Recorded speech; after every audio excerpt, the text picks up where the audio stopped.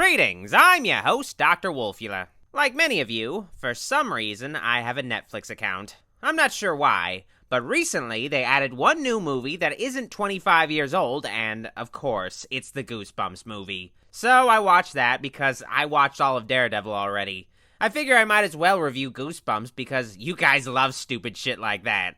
Goosebumps is about a boy named Zach who moves to a new town and meets the girl of his dreams, Hannah. It's love at first sight. The two go on late-night walks together in, abandoned forest amusement parks. It's something straight out of a rustic rom-com. Can I ask you something really serious, Hannah? Yeah, what? How do we get down? I'm serious. Is there a plan? No. How do you normally get down? You can't. You're stuck. So cute. I don't fucking care about this, though. I want some mutant skateboarding skeletons that puke green slime or whatever. That's what Goosebumps is. Not parents embarrassing their children. Hi, everyone. I know I speak for the entire administration when I say that we are so excited for Friday's fall dance. We can't stop twerking about it. This movie feels like the kind of movie that a parent makes for their child instead of just, a movie for kids. A Goosebumps story should keep the parents down to a minimum. But Jack Black is in the movie throughout as a parent, but this dad holds a secret. He is R.L. Stine, author of the semi-popular Goosebumps series of books. Yeah, whatever, close enough. Wait, you're R.L. Stine? That's you? Really? Really? Hey, can I get a picture real quick? No. Come on. No. Come on. I said the answer's no. yes. No. What? No! Get that thing out of here! Besides his true identity, R.L. Stine holds another secret. He has a bunch of locked-up Goosebumps manuscripts in his house, and when opened, the monsters featured within Jumanji their way out into the real world. Which is kind of stupid because the movie never explains how that can happen. R.L. Stine just has the power to make what he writes real. And then one day, they actually became real. Okay. Jack Black is kind of the only reason to watch this movie just for how over-the-top eccentric he is playing R.L. Stine, who's probably a really fucking boring person in real life. Oh no, my Wagoneer! I had such low mileage on it. The monsters that are featured heavily in this movie are mostly generic and not all that scary. The Yeti? Gnomes? A werewolf? A giant mantis? Zombies? Jesus. Slappy the Evil Dummy is the main villain of Goosebumps, pulling the strings.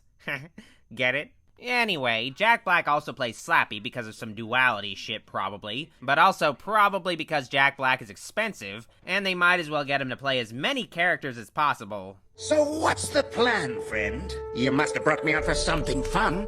Terrorize the locals? Destroy the town? Let's get silly! Besides Slappy, though, actual iconic Goosebumps monsters like the Haunted Mask feel underutilized and underexplored. There's an abandoned theme park in the movie, so why wasn't that Horrorland? It honestly feels like the writers looked at the monsters on the covers of the books, picked the easiest to write for without reading them, and then called it a day. So the CG monsters go on a rampage throughout the town. You're probably wondering how the police handle it, but apparently there's only 2 police officers in the town, and one of them has to babysit the other. We got a call about a possible 1016 at your residence, which is... Don't tell me. It's a domestic disturbance? Absolutely right.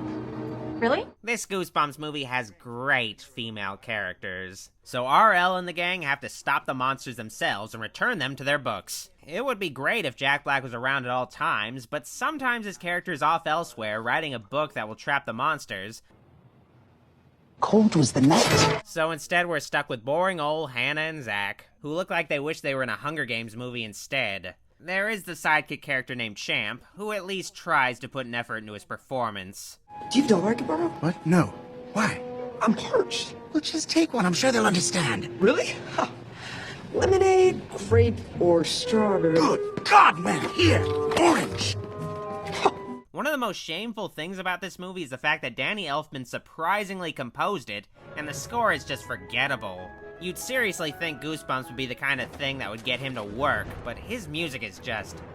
there. It makes me wish they just used music from the TV show instead. I know I've been really negative. In truth, this is a pretty mediocre movie, but it's a mediocre movie based on something pretty big. The Goosebumps license just isn't used well, and the story is unoriginal/dumb. But if you can stream this flick, do it. Jack Black is good, and there's some decent action to be seen. Goosebumps is an alright family film, but it could have been a lot more. I give Goosebumps a champ out of Jack Black. Viewer beware, you're in for a scare. Oh shit. Surround sound. I didn't know being an audiophile was a crime. Like a what a file? Whoa, whoa, whoa.